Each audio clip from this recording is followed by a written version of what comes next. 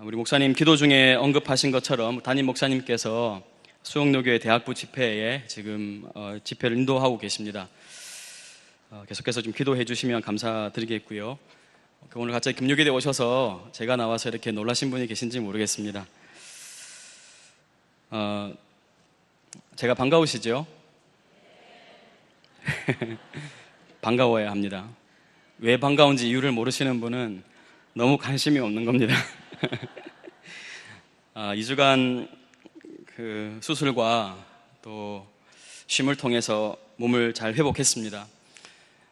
제 스스로 관리를 잘하지 못해서 이런 질병을 얻었고 또 심려를 끼쳐드린 점 죄송한 말씀을 또 이 자리에 빌어서 올려드립니다. 8월 2일에 담낭 절제 수술을 받았습니다. 우리가 알기로는 쓸개죠, 쓸개. 쓸개를 뺐습니다. 뭐 어쩌다 보니까 그 쓸개 빠진 놈이 됐는데 담낭이라고 이해하겠습니다. 수술 부위의 상처를 제외하고는 거의 회복이 되었습니다. 건강하게 회복이 되었고, 참 감사한 것은 이 수술로 인해서 5kg가 감량이 되었습니다. 또 앞으로 몸을 잘 관리를 해야 되기 때문에 아마 저에게는 전화위복이 된 것이 아닌가 이렇게 생각을 하고, 암만 생각을 해봐도 하나님께서 제가 제 자신을 잘 관리하지 않으니까 이런 방법으로, 제일 적절한 방법으로 저를 통제해 주신 것이 아닌가 하는 생각 때문에 이번 해에 있는 내내 하나님께 감사해서 참 웃음이 많이 나왔습니다. 정말 감사했습니다. 그 주일 제가 그 8월 1일 월요일에 그 새벽에 입원을 해서 그 다음 주 월요일까지 입원을 해 있었기 때문에 피치 못하게 주일에 예배를 드려야 되는데, 백병원에 보니까 오후에 2시에 예배가 있는데 세미나실에서 이렇게 예배를 드리고 하는 것이 조금 불편할 것 같아서 제가 하는 수 없이 오전에 인터넷으로 예배를 드렸습니다. 예배를 드리는데 그 인터넷 작은 화면, 핸드폰 화면으로 예배를 드리는데도 큰 감동이 있었습니다. 갑자기 이렇게 찬양을 첫 소절을 부르는데 눈물이 왈칵 쏟아지더라고요. 제가 그 나름 많이 힘들었나 봅니다.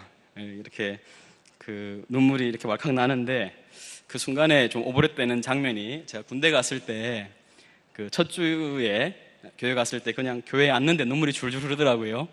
그때와 좀 이렇게 오버랩이 되면서 좀 새로운 감동을 좀 느꼈습니다. 그 첫 찬양이 무엇이었는가 하면 마음이 상한 자를 고치시는 주님이었어요. 제가 마음이 상했지 않습니까?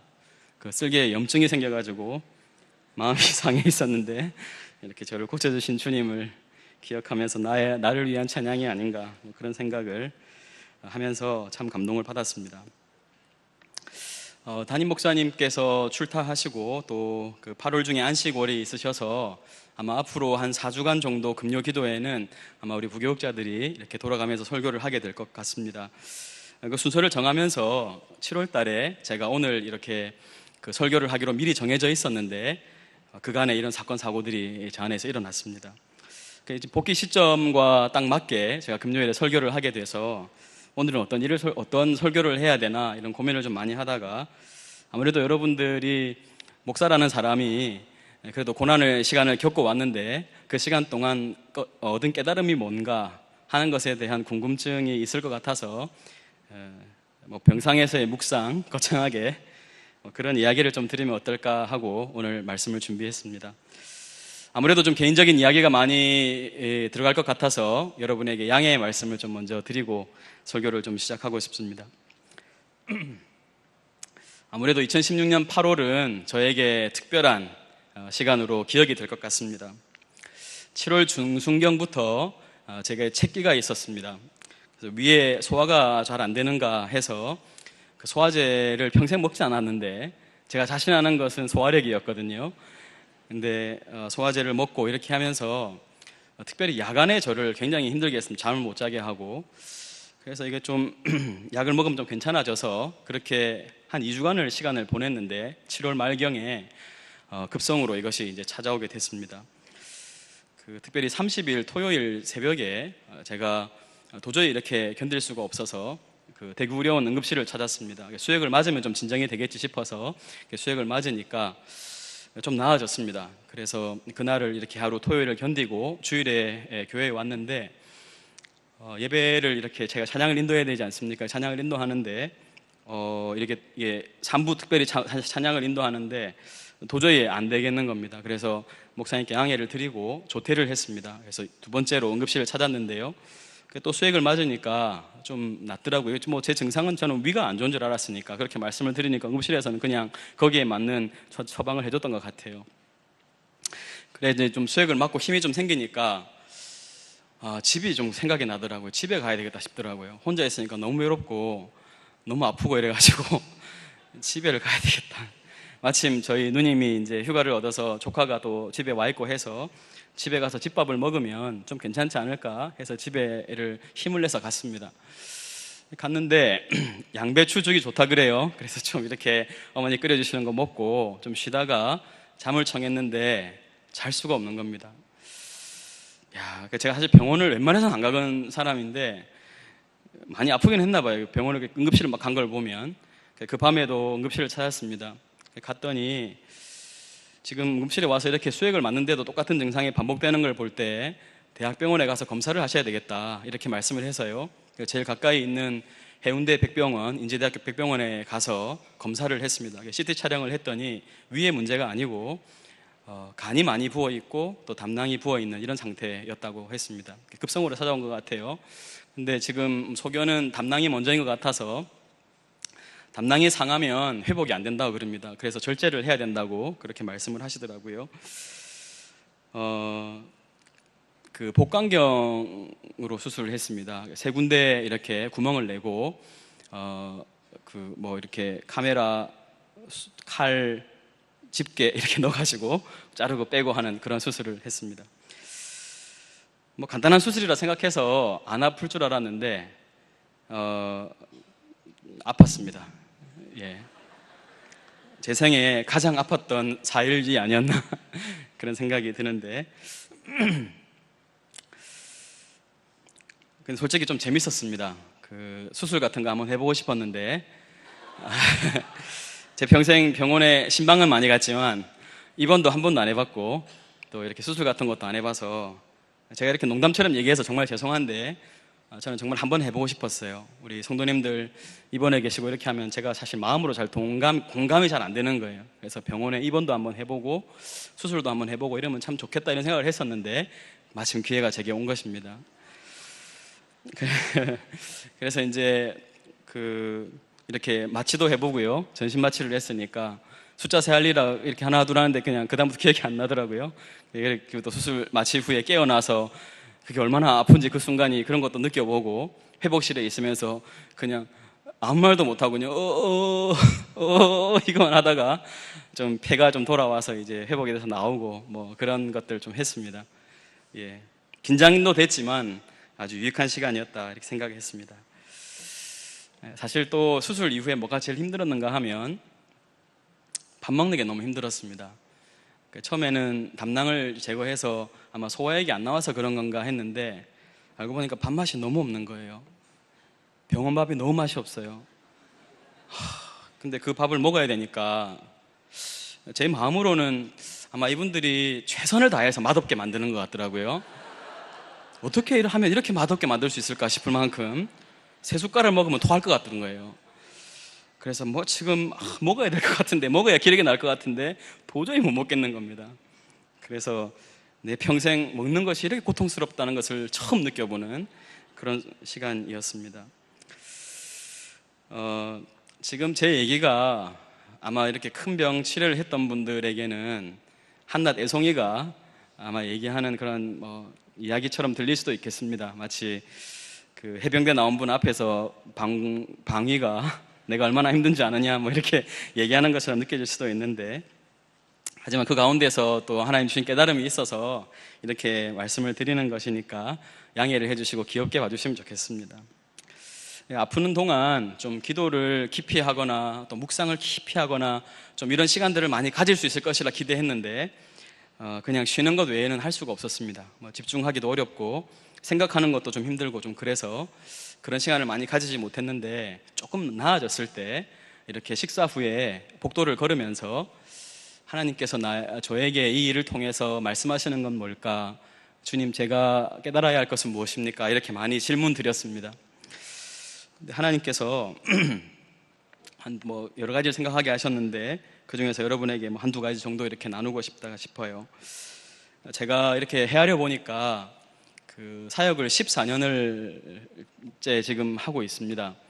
26살이었던 2003년부터 지금까지 14년째 이렇게 사역을 하고 있는데 다른 사역이 있거나 휴가이거나 그렇게 제외하고 교회에 자리를 비워본 적이 없었습니다, 주일에. 근데 제가 평생 처음으로 그렇게 아파서 주일에 교회를 비우는 일이 생긴 겁니다. 그 순간 내가 주일날 한 번도 빠지지 않고 내가 예배 자리를 지켰다는 것, 또 내가 섬김의 자리를 지켰다는 것이 얼마나 하나님의 큰 은혜였는가 하는 생각을 하지 않을 수 없었습니다. 이 주일, 매주일 맞이하는 이 순간순간이 정말 하나님의 특별한 은혜와 도우심이 없으면 내가 이 자리를 지키지 못하겠구나 하는 그런 생각이 드니까 하나님 저를 불쌍히 여기셔서 주일에는 제가 자리를 비우지 않도록 좀 도와주십시오 하는 그런 기도도 드리고 또 감사도 올려드리는 그런 시간이었습니다. 여러분, 매 순간 이렇게 예배하고 하나님께 나올 수 있다는 것이 얼마나 큰 은혜인지 잊지 않으셨으면 좋겠습니다. 제가 이제 그 301반을 하거나 제자 훈련을 할 때, 또 개인적으로 교제할 때, 또 혼자 생각을 하면서 제가 깊이 늘 생각하는 것이 뭔가 하면 우리의 일상이 얼마나 소중한가, 또 일상이 얼마나 기적인가, 이것이 얼마나 큰 감사인가, 이런 생각을 참 많이 했었습니다. 여러분, 병원에 계신 분들이 많이 계시잖아요. 여러분, 기적이 어디 있습니까? 그분들에게요. 그분들에게서 기적은 뭡니까? 정상 상태로 돌아오는 겁니다. 고장나 있는 부분이 그냥 원래대로 제자리로 일상으로 돌아오는 것, 별 탈 없이 원래대로 회복이 되는 게 그분들의 바라는 소원이요, 기적입니다. 저의 경우는 소화 기능에 문제가 있을 수 있는데 그런 문제가 없이 밥도 잘 먹고 소화도 잘 하고 할 수 있도록 기도하는 것이 저의 소원이죠. 제자리로 돌아가는 것, 그게 저의 소원입니다. 그게 있어서 저에게서는 기적입니다. 제가 오인실을 썼는데 저희 방에는 좀 이렇게 그 뇌경색, 뇌출혈 이런 것들로 병실에 와 있는 입원해 계시는 분들이 계셨어요. 한 분은 그 뇌경색으로 눈이 이렇게 마비가 와서 눈을 잘 못 뜨는 그런 상태였습니다. 또 두 분은 좀 심하게 와서 뇌출혈이 와가지고 몸이 마비가 돼서 몸을 잘 쓰지 못하고 한쪽이 다 마비되고 또 이렇게 어디 부분이 마비가 되어서 움직이지 못하는, 혼자서 몸을 가눌 수 없는 그런 상태였습니다. 여러분, 그분들에게 기적은 뭐지요? 그 마비된 몸이, 그 고장난 눈이 원래대로 돌아오는 겁니다. 이렇게 눈 깜빡거리고 손가락 움직이고 마음대로 걷고 하는 것이 그분들에겐 기적이고 유일한 소원입니다. 기적이에요, 기적. 여러분, 우리가 이렇게 내 두 발로 교회에 나와서 예배를 드리고 하나님께 기도할 수 있는 것, 이것 얼마나 큰 기적입니까? 여러분이 일상의 기적을 잃어버리면 우리는 감사하며 살지 못합니다. 물론 우리들 중에 여기저기 고장나지 않은 분들이 어디 있겠습니까? 근데 여러분, 고장난 부분보다 우리가 더 온전한 부분이 훨씬 많다는 것을 생각해 볼 때 그것이 얼마나 큰 하나님의 은혜인가, 또 감사의 제목인가 하는 것을 깊이 생각하고 하나님께 좀 감사를 올려드리는 그런 저와 여러분이 되었으면 좋겠습니다. 여러분, 일상은 기적입니다. 내가 평범한 삶을 살 수 있다는 것은 정말 기적입니다.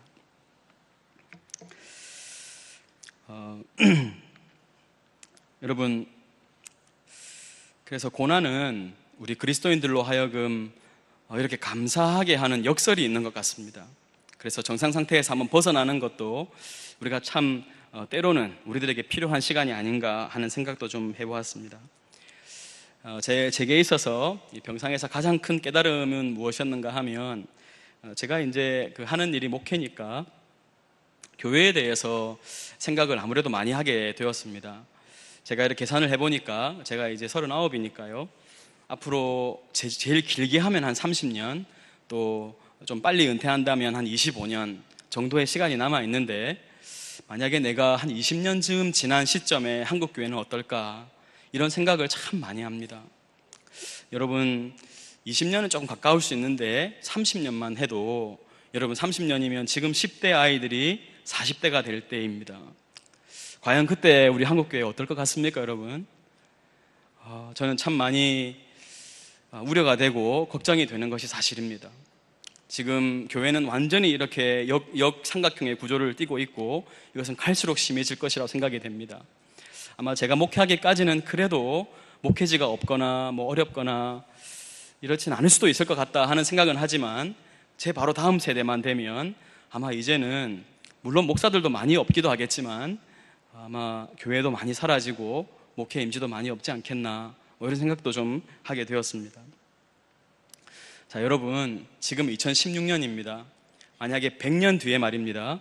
2116년에 교회 사가가 역사가가 한국 교회를 평가한다면 여러분 어떻게 평가할 것 같으세요? 여러분 스스로 한번 생각해 보십시오. 지금 우리는 이 시간을 지나고 있는데 만약에 100년 뒤에 역사가가 이 100년 전에 한국 교회를 평가하면서 2016년을 평가한다면 뭐라고 평가할 것 같으십니까? 과연 긍정적으로 평가할 것 같으십니까? 아니면 부정적으로 평가할 것 같으십니까? 자, 지금 우리가 있는 시점에서 100년 전을 한번 생각해 보십시다. 1900년대 초반, 1910년, 1916년 뭐 이럴 때를 한번 생각해 보세요.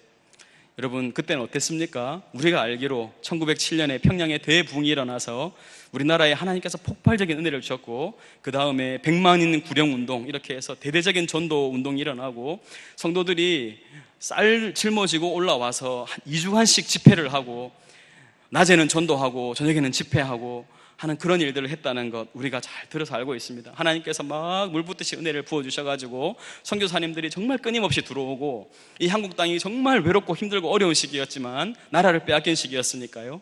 하나님의 크신 은혜 가운데 나라의 지도자들 중에도 참 정말 큼직큼직하게 믿음의 사람들이 지도자로 세워졌던, 그리고 우리가 듣기로 동네에서 그 시대에 말입니다, 저분 장로님이야, 저분 어느 교회 안수 집사님이야 이렇게 말을 하면 그 사람이 정직한 사람이다 라고 말하는 그런 시대를 우리가 지났다, 이런 얘기도 많이 들었습니다. 물론 그 시대에도 부정적인 일들이 많이 있었겠지만 대략적으로 우리가 100년 전 한국교회를 평가해 볼 때 긍정적인 평가를 하는 것이 사실입니다. 그러나 2116년에 2016년을 돌아보면서 평가한다면 과연 어떨까요, 여러분? 제가 보기에 한국교회는 극심하게 표류하고 있는 중입니다. 어디가 끝인지 모를 정도로 막 떨어지고 있습니다. 제가 기억하기로는 대사회적인 의미가 완전히 나빠지기 시작한 건 아마 2007년도에 그 피랍 사건 이후인 것 같습니다. 안티 기독교들이 많이 이렇게 숨어 있었는데 이제 완전히 드러나서 활동을 구체적으로 하기 시작했고, 이제는 기독교 이렇게 말을 하면 굉장히 대사회적인 이미지는 부정적인 그런 상태가 되어버렸습니다. 대표적인 유명 목회자들이 몰락을 하고 정말 모든 사람이 다 알게 밝혀지는 그런 일들도 너무나 많이 있었습니다. 마치 지금 한국교회는 난파선과 같은 상황인 것 같아요. 우리는 다 한 배를 타고 있는데 이 배가 표류 중이고 난파된 것 같아요. 그래서 어떤 목사님은 지금 성도들이 대형교회로는 많이 몰리고 있으니까 대형교회 성도들은 안심하고 있는데 이건 배가 이렇게 난파돼가지고 사람들이 한쪽으로 쏠리는 것처럼 쏠림 현상이다 이렇게 얘기를 할 정도로 이건 정말 건강하지 않은 상태다 이렇게 얘기를 합니다. 여러분 우리 교회만 해도 큰 교회지요. 성도들이 계속 옵니다. 줄어들지 않고 늘어나고 있습니다. 그래서 여러분 우리가 안심할 수 있을까요? 지금 이제 개척은 안 된다 그럽니다. 10개 개척하면 하나도 성공 못한다 그럽니다. 성도들이 이제는 힘든 일을 하지 않으려고 합니다. 힘든 교회를 가지 않으려고 합니다.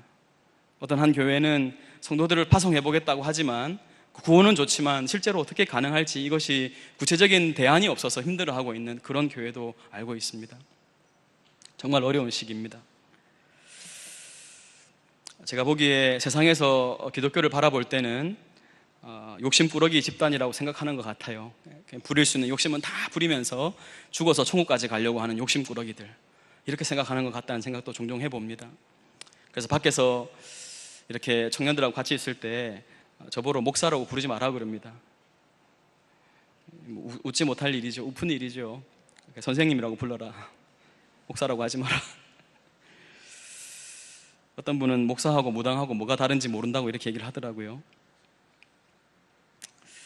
여러분 어떻습니까? 지금 우리가 숨기고 싶어도 숨길 수 없는 너무 부정적인 이야기들이 많이 터져 나오고, 최근에도 청소년 사역을 하던 한 젊은 목회자의 그 비참한 이야기를 우리는 또 들어야 했습니다.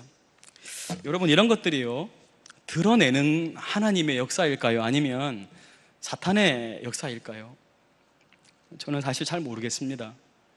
또 이런 이야기들을, 교회의 치부를 주로 드러내는 신문을 보면서 이 신문이 정말 교회를 무너뜨리는 것인지 교회를 세우는 것인지 모르겠다, 이렇게 말들을 많이 하는데, 이 시대에 하나님이 그런 신문을 이 한국 땅에 발간되게 한 이유는 무엇일까 또 생각해 보게 되었습니다. 근데 분명한 건 이제는 더 이상 가릴 수 없을 만큼 부정적인 상태의 한국 기독교가 됐다는 사실입니다. 다른 말로 하면 대대적인 수술이 필요한 상황이라는 것입니다. 제가 수술을 하지 않았습니까? 제가 이런 생각을 하면서 지금 우리 한국 교회도 이렇게 수술이 필요한 상황이 아닌가, 이런 생각을 했습니다. 여러분, 이런 이야기를 들을 때요, 한국 교회의 이런 부정적인 이야기를 들을 때 여러분은 어떻게 주로 반응하셨습니까? 그 사람들 왜 그런데? 이렇게 혹시 남의 일처럼 이야기하거나 아니면 비난하고 정죄하면서 그래서 교회가 안 된다고 이렇게 혹시 막 혀를 차고 비판하지는 않으셨습니까? 여러분하고는 전혀 상관없는 일로 여겨지십니까? 여러분, 분명히 우리가 기억해야 될 것이 있습니다. 로마서 12장에 보면 주님께서 이렇게 말씀하셨습니다. 우리가 한 몸에 많은 지체를 가졌으나 모든 지체가 같은 기능을 가진 것이 아니니 이와 같이 우리 많은 사람이 그리스도 안에서 한 몸이 되어 서로 지체가 되었느니라. 고린도전서 12장에는요, 너희는 그리스도의 몸이요 지체의 각 부분이라, 이렇게 말씀했습니다. 여러분, 성경은 계속해서 우리를 한 몸이라고 이야기를 합니다. 우리는 우리 교회에 있는 성도들만 같은 지체요 공동체라고 생각하는지 모르겠지만, 우리가 하나님 안에서의 교회론을 생각해 보면 그리스도를 믿는 모든 성도들은 한 몸입니다. 특별히 우리는 한국 사회 안에서 이 한국 교회 안에 한 몸을 이루고 있는 지체들입니다. 다른 말로 하면 그 이야기는 내 몸의 이야기지 다른 사람의 이야기가 아니라는 것입니다. 저도 사실 이런 생각을 하기 전까지는 많이 비난하는 위치에 있었습니다. 그러니까 안 되지 라고 하면서 비난하고 정죄하는 일들을 많이 한 것 같아요. 너무 쉽게 얘기하기도 하고 그랬습니다.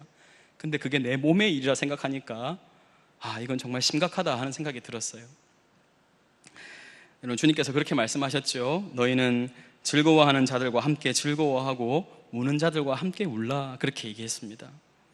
여러분, 우리가 울어야 할 때이고 또 함께 고통을 나누어야 할 때입니다. 교회는 몸입니다. 한 몸이라 그랬어요. 여러분, 근데 분명히 우리가 지금 평가할 수 있는 건 우리는 굉장히 깊이 병들어 있다는 겁니다.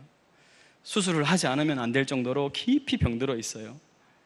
이게 너무 만성이 되어서 잘 못 느낄 수도 있는데 지금 빨리 수술을 하지 않으면 안 될 정도로 이렇게 폐부가 병들어 있습니다. 이럴 때 우리 각 개인이 이 몸에 대한 지체의식을 생각하지 못하고 나는 상관이 없다고, 나는 안 그러니까 난 괜찮다, 저 사람들이 저렇지만 나는 괜찮다, 내 일 아니다, 이렇게 생각해서는 안 된다는 것입니다. 그것이 우리의 일입니다. 여러분, 내 몸의 일입니다. 몸은 지체와 분리될 수 없습니다. 그러므로 치료해야 합니다. 수술해야 합니다. 하나님이 수술을 하셔야 합니다. 여러분, 수술에는 고통이 따라요. 제가 수술을 해보니까 참 재밌는 게요, 제가 이 담낭이 아파서 수술을 하지 않았습니까? 잘라냈지 않습니까? 근데 그 잘라낸 이후의 고통은 수술한 부위, 배에서 고통이 옵니다. 아무 잘못이 없는 내 배 가죽이 그 다음부터는 아파해야 합니다. 왜 내 배 가죽을 찢냐고, 난 싫어, 이렇게 하면 수술이 안 됩니다. 아무 상관이 없는 배가 찢어져야 수술이 가능합니다. 무슨 말입니까, 여러분? 우리가 내 스스로 건강하다 생각하는 우리가 찢어져야 수술이 가능합니다. 다른 말로 하면 내가 또 건강해야 내 아픈 부위를 고칠 수 있습니다. 제가 그 수술 이후에 그 수술 부위를 이렇게 아파서 기침도 잘 못하고 막 자꾸 가래를 뱉어라 그러는데 이걸 못하겠는 거예요. 너무 아프니까. 그러면서 야, 내가 아픈 부위는 담낭이었는데 지금은 내 배가 너무 아픈 거예요. 왜 그래요? 내가 몸이기 때문에 그렇습니다. 우리가 한 몸이기 때문에. 싫다고 거절할 수도 없습니다. 수술하려면 아파야 합니다. 그래서 보니까 믿음의 사람들, 하나님의 사람들은 이런 믿음의 사람들, 하나님의 공동체의 아픔을 다 자기의 아픔으로 생각했습니다. 하나님의 사람들, 그리스도의 태도는 그랬습니다. 여러분, 이제 우리가 그런 자리로 나아가야 합니다. 여러분, 이럴 때 이런 생각을 할 수도 있어요. 억울하다. 나는 잘못한 것도 없는데 찢어지는 거 너무 억울하다. 나도 그냥 막 살아야 되겠다. 그냥 막 미워하고 그냥 막 욕심 부리고 욕심 충만, 미움 충만, 그냥 이렇게 살아야 되겠다. 그냥 나도 내가 잘못해서 찢어진 게 낫지 남이 잘못했는데 내가 왜 찢어져야 되나? 이렇게 하면 몸이 불구가 됩니다. 고칠 수가 없습니다. 그러니까 여러분, 더 중요한 건 뭔가 하면 지금 우리 한 사람 한 사람이 건강하게 그리스도인으로 서 있어야 한다는 것입니다. 그래야 치료가 가능하고 고칠 수 있습니다. 그래야 회복 가능성이 있습니다. 우리 자신, 내가 지금 그 일과는 상관없다고 생각하는 내가 건강해야 수술이 가능하다는 것입니다. 여러분, 이것이 아프지만 치료의 과정이라는 것을 꼭 기억했으면 좋겠습니다. 호세아 6장, 오늘 우리가 읽은 말씀에 뭐라고 그래 됐습니까? 오라, 우리가 여호와께로 돌아가자. 여호와께서 우리를 찢으셨으나 도로 낫게 하실 것이요 우리를 치셨으나 싸매어 주실 것입니다. 여러분, 하나님이 어쩔 수 없을 때는, 수술이 필요할 때는 찢어야 합니다. 쳐야 합니다. 그래야 고쳐지니까요. 그러나 그것이 치료의 과정이라는 것을 잊지 말고, 여러분, 우리 자신 한 사람 한 사람이 이 일에 내 몸의 일인 것을 기억하고, 하나님, 우리 몸이 건강하게 해주십시오. 필요하면 제가 저 자신을 찢어서라도 하나님 수술해 주십시오. 이렇게 말하는 것이 저와 여러분의 책임이라는 것입니다. 세상이 우리를 비난하고 정죄합니다. 여러분, 그럴 때 특별히 전도의 현장이나 혹은 우리가 친지들을 만나거나 친구들을 만날 때 혹은 동료들 가운데 믿지 않는 자들과 대화할 때 교회에 대한 이야기를 꺼내면 그들이 비난하고 정죄합니다. 교회의 모습을 보면 교회 안 가고 싶다고 말하는 사람도 많이 있을 겁니다. 그렇지 않은 분들도 계시겠지만 많은 경우에 교회를 비난하고 정죄할 때가 있을 거예요. 여러분, 그럴 때 여러분 주로 어떻게 반응하십니까? 여러분, 그런 그들의 말에 대해서 무시하거나 부정하거나 정죄하거나 그러지 마십시오. 그것이 우리가 들어야 될 이야기입니다. 그리고 그분들에게 정중하게 용서를 구하십시오. 남의 일이라고 말하지 말고 나의 일로 여기고 정중하게 용서를 구하십시오. 정말 미안하다. 우리 교회가 그런 모습을 보여서 너무 미안하다. 하지만 우리 예수님은 원래 그런 분이 아닌데 믿는 우리들이 좀 잘못해서 그렇다. 교회를 다니는 사람들을 그렇게 생각할 수 있지만 예수님은 그런 분이 아니다. 이렇게 공손하게 또 겸손하게 우리는 이야기해야 할 것입니다. 그리고 그런 말보다 더 중요한 건 우리 자신 개인이 제대로 믿음으로 서 있어야 합니다. 그들에게 하나님을 믿는 자의 삶을 보여주어야 합니다. 여러분, 꼭 기억하십시다. 우리는요, 하나님을 성경을 읽으면서 만납니다. 그러나 세상 사람들은 어디서 하나님을 만날까요? 믿는 자들의 삶을 통해서 하나님을 만납니다. 하나님 나라의 백성을 거기서 봅니다. 어쩔 수가 없습니다. 그래서 우리가 보여줘야 합니다. 예수님께서 이렇게 말씀하셨죠. 마태복음 5장에 이같이 너희 빛이 사람 앞에 비치게 하여 그들로 너희 착한 행실을 보고 하늘에 계신 너희 아버지께 영광을 돌리게 하라. 우리가 너무 잘 아는 말씀이에요. 암송도하는 말씀입니다. 너희 빛이 사람 앞에 비치게 하여 그들로 너희 착한 행실을 보고. 빛이 뭐라는 거예요? 착한 행실에 착하게 살아야 합니다. 착하게 살아야 해요. 그리스도인이 악하면 안 됩니다. 착해야 해요. 너희 착한 행실을 보고 우리 때문에 하나님께 영광을 돌리게 하라. 이게 예수님께서 생각하신 그리스도인 공동체의 모습입니다. 그거 어떻게 사는 겁니까? 요한복음 13장에 보면 새 계명을 너희에게 주노니 서로 사랑하라. 내가 너희를 사랑한 것 같이 너희도 서로 사랑하라. 너희가 서로 사랑하면 이로써 모든 사람이 너희가 내 제자인 줄 알게 될 거다. 예수님 제자는 다른 데서 드러나는 게 아니고 사랑하는 삶에서 드러난다는 것입니다. 사랑하지 않는데 예수님의 제자일 수가 없습니다. 여러분, 이런 말씀 들으면 부담이 되지요? 내가 빛이 없는데, 난 착한 행실이 없는 것 같은데 부담스러우실 수 있습니다. 그래서 여러분, 우리는 자꾸 복음 앞으로 나아가야 합니다. 복음에 우리 자신을 자꾸 노출해야 합니다. 복음이 뭐지요? 하나님이 우리를 무조건적으로 용납했다는 사실입니다. 우리의 잘남이나 우리의 착한 행실로 우리를 용납하신 게 아니고 하나님이 그냥 우리를 받아주신 거예요. 하나님은 착한 행실을 나에게 보여라 하지 않고 내가 너희를 받아줬으니까 내가 받아준 그 사랑을 기억하고 사람들에게 착한 행실을 좀 보일 수 있겠니? 이렇게 말씀하시는 겁니다. 이거는 순서가 완전히 다른 거예요. 우리가 착한 행실로 빛을 비추었기 때문에 하나님이 용납하신 것이 아니고 하나님이 우리를 용납해 주시고 한없이 사랑해 주셨기 때문에 우리가 그런 삶을 살 수 있게 된 것입니다. 이 순서를 꼭 기억하십시오. 그래서 우리는 복음 앞으로 나아가야 해요. 하나님이 우리를 어떻게 용납하셨고 우리를 어떻게 사랑하셨는지 또 어떻게 우리를 품어주셨는지를 늘 잊지 않아야 합니다. 하나님의 사랑이 얼마나 우리를 강건하시고 우리를 새롭게 하시고 우리에게 새 힘과 용기를 주시는지 그 사랑 안에 노출되지 않으면 절대 이런 삶은 불가능한 것입니다. 여러분, 왜 우리가 그렇게 아웅다웅 살아갑니까? 왜 이렇게 주먹을 꽉 쥐고 아무런 양보도 아무런 용서도 아무런 사랑도 하지 않고 살아가는 이유가 뭐지요? 그 사랑에 노출되지 않았기 때문입니다. 은혜에 젖어 있지 않기 때문이에요. 여러분, 우리가 기도할 때 하나님, 우리가 주님의 은혜 가운데 깊이 젖어들게 해주시고 하나님의 사랑이 얼마나 크고 놀라운 것인지, 여러분, 이건 바울이 기도하라 그러지 않았습니까? 하나님의 사랑의 넓이와 깊이와 높이가 그 입체가 얼마나 크고 놀라운 것인지 알게 해달라. 그것이 바울의 기도였습니다. 그것이 우리의 기도가 되어야 한다는 것입니다. 오늘 호세아도 우리가 여호와를 알자, 힘써 여호와를 알자. 그 하나님의 사랑이 얼마나 크고 놀라운 것인지 알자. 알 때 우리는 회복할 수 있다. 이렇게 이야기를 하고 있습니다. 자, 여러분, 우리는 그 한없는 수용과 용납 속에 하나님께 받아들여진 자들이 되었어요. 그런 사람들에게 나타나는 증거는 뭡니까? 그 삶에서 내 안에 계신 하나님이 열매를 맺어가세요. 성령의 열매라 그러지 않습니까? 우리가 잘 아는 것처럼 사랑과 희락과 화평과 오래 참음, 자비, 양선, 충성, 온유, 절제. 여러분, 이런 건 금지할 법이 없대요. 어느 상황에서도 이건 막을 법이 없다 그럽니다. 이렇게 사는 건 어느 누구도 막을 수 없고 틀린 것이 아니라는 거예요. 여러분, 우리가 세상에 살면서 그 세상이 살아가는 방식을 계속 학습하다 보니까 이렇게 사는 건 정말 바보 천치 같은 삶이라고 생각하게 될 수도 있어요. 그러나 여러분, 주님께서 우리에게 제시하는 길이 뭡니까? 이 길입니다. 사랑하고 자비를 베풀고 용서하고 용납하고 하는 것이 주님께서 우리에게 말씀하시는 거예요.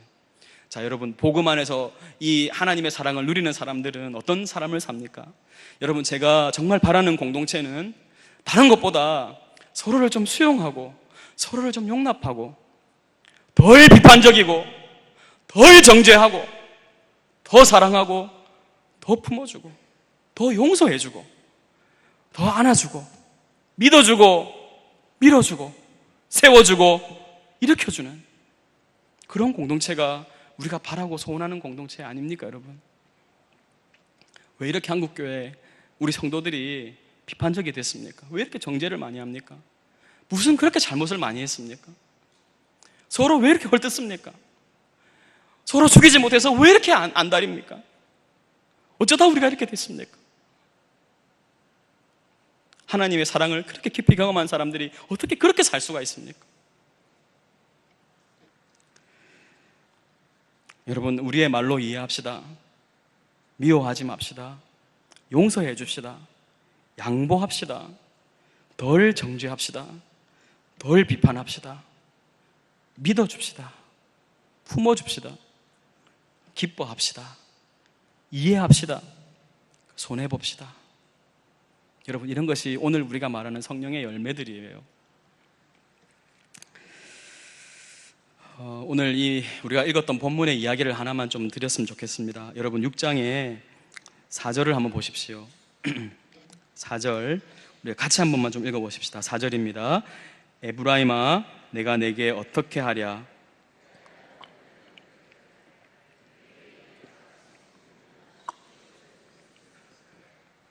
주님께서 그 여호와를 알자, 힘써 여호와를 알자, 주님께 돌아와라 이렇게 하시면서 하는 말씀이 뭡니까? 에브라임아 유다야, 너희 인애가 아침 구름이나 이슬처럼 사라져버리는구나. 너 왜 이렇게 인애하지 않느냐 이렇게 말씀을 하세요. 인애하지 않느냐. 그러면서 여러분 6절 한번 보세요. 6절, 나는 무엇을 원하십니까? 인애를 원하고 뭘 원하지 않으세요? 제사를 원하지 아니하며 번제보다 하나님을 아는 것을 원하노라. 이렇게 말씀을 합니다. 여러분이 호세아 선지자 시대가 얼마나 극심한 그 북이스라엘의 타락의 때인지 몰라요. 그들은 부강했습니다. 여로보암 2세 시대에 부강했지만 가장 극심하게 타락한 그런 시대였습니다. 주님께서 말씀하신 게 뭐예요? 예배 잘 드려라, 너 왜 교회에 안 모이냐, 이런 말씀하는 게 아니고 인애를 말씀하십니다. 인애. 구약 교수인 차준희 교수가 이 인애를 설명하면서 이렇게 얘기를 했어요. 인애는 우리가 잘 아는 것처럼 헤세드입니다. 구약의 말로 헤세드인데, 이 헤세드가 구약 성경에서 한 15개 정도의 단어로 번역이 됩니다. 그 중에서 제일 많이 번역된 게 인애, 긍휼, 자비, 아름다움, 이런 것들로 번역이 되는데요. 이 호세아서에서의 전문맥을 통해서 이 인애를 생각해 볼 때 쉽게 말하면 사람 사이의 도리에 충성해라, 사람 사이의 도리를 잘 지켜라 하는 것 하나, 그리고 하나님에 대한 신자의 도리를 잘해라, 신자의 도리를 지켜라. 하나님 앞에서 신자의 도리를 지킬 것, 사람 사이에서의 도리를 지킬 것, 이것이 호세아가 말하는 인애라는 것입니다. 여러분, 그러니까 다른 말로 하면 우리가 있는 자리에서 사람으로서, 그리스도인으로서 도리를 잘 지키고 살아가는 것, 그것이 바로 우리가 하나님 앞에 보여드려야 할 제사, 예배, 인애의 삶이다, 이렇게 말씀하는 거예요. 그래서 여러분, 신약에도 보면 뭐라 그러십니까? 로마서 12장에 그러므로 형제들아, 내가 하나님의 모든 자비하심으로 너희를 권하노니 너희 몸을 하나님이 기뻐하시는 거룩한 산 제물로 드리라. 이게 너희가 드릴 영적 예배다. 너희 몸을 하나님이 기뻐하시는 거룩한 산 제물로, 너희가 사람 사이에서 너희 몸으로 도리를 지키라. 하나님께 신자된 도리를 지켜라. 이것이 영적인 예배다. 이게 예배다. 이게 예배의 삶이다. 이렇게 말씀하셨어요. 부모로서 부모된 도리를 잘 지키는 것, 내 자녀들을 하나님의 사람으로, 욕심쟁이로 만드는 것이 아니고, 이 시대가 요구하는 사람으로 키우는 것이 아니고 하나님의 사람으로, 하나님께서 원하시는 사람으로 잘 길러내는 것, 부모된 도리를 잘하는 것, 그것이 인애입니다. 남편과 아내 사이에 남편으로서, 아내로서의 도리를 잘 지키는 것, 그것이 인애의 삶입니다. 용서하고 이해하고 사랑하고 좀 더 품어주고 하나됨을 이루어가는 것, 그것이 인애의 삶입니다. 직장에서 상사에게, 부하 직원에게, 동료들에게 내가 도리를 잘하는 것, 욕심 부리지 않고 좀 손해보고 양보하고 미워하지 않고 비판하고 정죄하지 않고 덜 비판하고 덜 정죄하고 받아들이고 품어주고 도리를 지키는 것, 그것이 인애의 삶이다, 이렇게 말씀하세요. 자녀로서 우리 부모님에게 도리를 잘하는 것, 성도로서 서로 교제하면서 도리를 잘하는 것, 그것이 여러분 우리가 살아가는 일상 속에서 하루하루가 믿음으로 채워지는 것, 이것이 바로 인애의 삶이라고 말씀하시는 겁니다. 자, 여러분, 저는 지금 제 수술 이야기로부터 우리 교회가 지금 수술을 해야 된다 하는 이야기까지 이렇게 진행을 하면서, 그렇게 하기 위해서는 우리가 한 사람 한 사람이 인애의 삶으로 건강해야 된다라는 이야기를 했습니다. 여러분, 이건 참 억울한 일일 수 있는데 한번 좀 생각을 해보면, 저도 성경을 읽다가 그런 생각을 참 많이 했어요. 여러분, 모세가 이스라엘 백성들을 이끌고 광야에 나오지요. 60만 장정이었습니다. 20세 이상의 남자가 60만이었으니까 얼마나 많은 사람들이었어요. 근데 여러분, 우리가 알기로 그들이 광야에서 40년을 지내는데 성경의 평가는 그들을 어떻게 평가합니까? 그들이 불평하고 또 애굽을 그리워하고 또 기회만 있으면 송아지로 우상을 만들고 했던 그러니까 아주 하나님 앞에 불신했던 세대로 우리는 기억을 하지요. 그런데 여러분, 가만히 생각해 보면 그 60만 그 모든 사람이 그렇게 하나님을 떠나서 살았을까 생각해 보면 그렇지 않은 사람도 있었을 거라 생각돼요. 왜냐하면 여러분, 엘리야 시대에 엘리야가 자기 혼자 남았다고 막 하나님께 항변할 때, 하나님 그 북이스라엘의 그 아합 시대, 악한 시대에도 하나님께서 남겨진 자가 몇 명 있다 그랬습니까? 7천 명이 있다 그랬죠. 근데 여러분, 성경은 북이스라엘은 악한 존재로 그렇게 단죄해버립니다. 남은 자들이 있는데도요. 이것은 무엇을 말합니까? 우리가 의인의 삶을 살아도 그 시대에 속해 있으면, 그 배를 타고 있으면, 한 공동체로 있으면 우리도 역시 그 표류 중인 배의 일원으로서 하나님께서 그런 평가를 내릴 수밖에 없다 하는 것입니다. 그러니까 여러분, 우리가요, 지금 이 2010년을 지나고 있는 대한민국의 그 하나님의 나라의 백성으로서 우리는 한국에 표류하는 배를 타고 이렇게 있는데, 나는 아니라고, 난 괜찮다고 이렇게 말할 수 있는 사람이 아무도 없다는 것입니다. 역사는 그렇게 평가할 거예요. 얼마나 이 시대가 타락해서 교회들이 얼마나 절망적인 일들을 했는지 막 고발하면서 그 시대를 단죄할 거예요. 우리는 거기에 속해 있습니다. 나는 아니라고, 나는 아무렇지도 않다고 어떻게 이렇게 얘기할 수 있어요? 우리 몸인데 어떻게 그렇게 말할 수 있습니까? 여러분, 꼭 기억하십시다. 근데 하나님이 제가 볼 때는 수술을 하실 것 같아요. 어떤 방식일지 모르겠지만 아마 이렇게 드러내시는 것부터가, 이제 치부를 자꾸 드러내는 거, 찢는 것부터가 시작이 아닌가 싶어요. 정화해야 됩니다. 이런 일들을 보면서, 행여나 저 봐라, 저 목사님들도 저렇게 넘어지는데 내가 성도인데 나라가 어떻게 나를 지키나, 절대 이러시면 안 됩니다. 여러분, 절대 행여나 정말 이런 마음을 가지시는 게 최악의 일입니다. 여러분, 그 사람들도 그냥 사람이잖아요. 여러분, 우리가 우리 자리에서 그런 일들을 볼 때마다 항상 성경의 가르침이 뭡니까? 다른 사람의 그런 죄를 볼 때 성경의 가르침은 뭐죠? 너희 자신을 돌아보아. 너희도 그런 죄에 빠지지 않도록 너희 자신을 살피라. 이것이 성경의 입장이에요. 혹시 여러분 가운데 계속해서 반복해서 짓는 죄들이 있습니까? 끊어내야 합니다. 여러분, 오늘 저녁에 기도하면서 하나님, 내가 반복적으로 짓는 그 죄를 좀 끊어내게 해달라고. 혹시 여러분, 정말 지울 수 없는 욕심이 있습니까? 지울 수 없는 미움이 있습니까? 여러분, 계속해서 정말 악한 마음을 품고 해결되지 않은 채로 살아가고 있지는 않으십니까? 여러분, 찢어야 합니다. 쌈에 이거 쳐야 합니다. 이 일을 해결해야 합니다. 그래야 우리가 더 앞으로 전진할 수 있는 가능성이 생깁니다. 여러분, 우리가 이런 일들을 스스로 고치지 못할 때, 더 이상 견디지 못하면 하나님이 그냥 치고 들어오는 겁니다.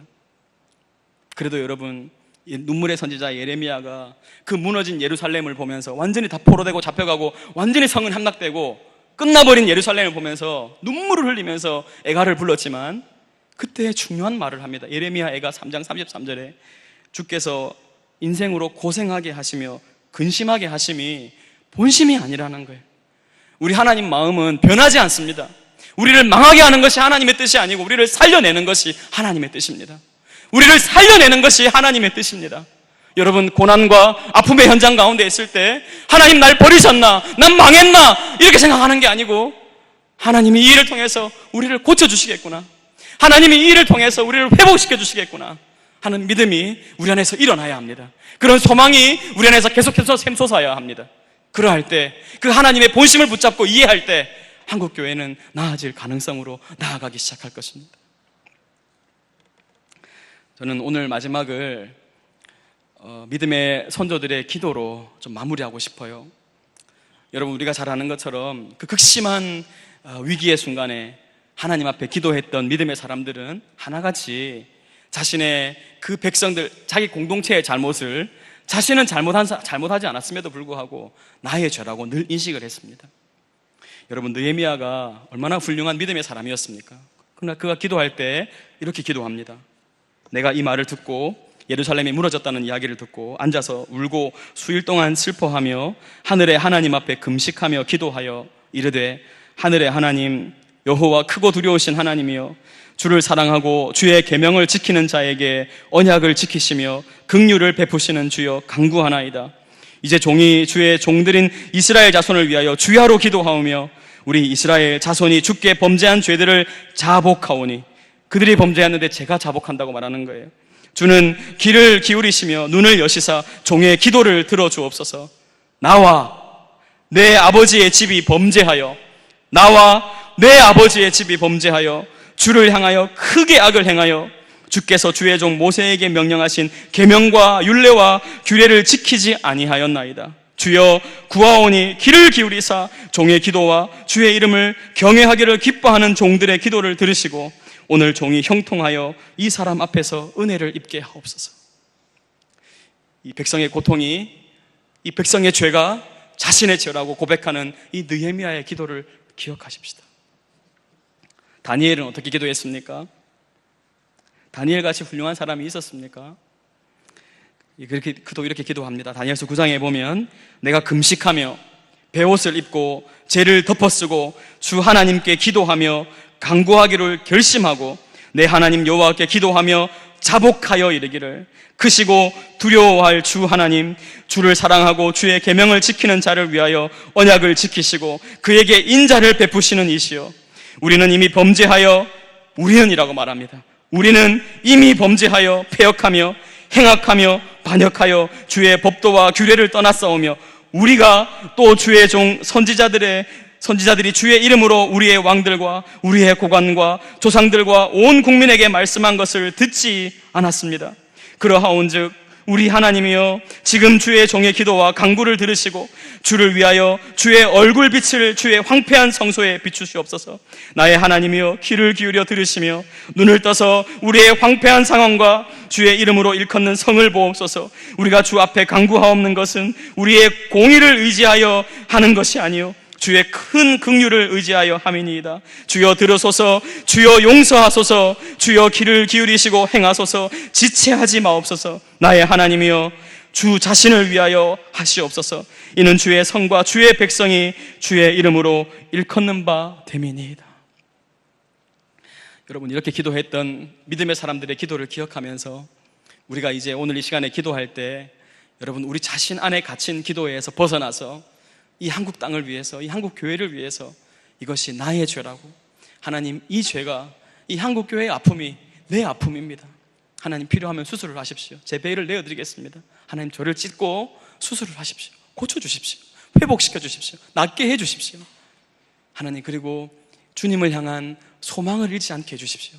그래서 내 얼굴에, 내 마음에 근심이 있어도 내 얼굴은 소망으로 가득 차게 하시고, 그래서 내 마음에 그 샘솟는 사랑으로 다른 사람들을 한없이 용납하고 수용하고 품고 인애를 베풀며 하나님의 사람으로 살아가게 하여 주십시오. 여러분, 이것이 오늘 우리의 기도이기를 간절히 소원합니다.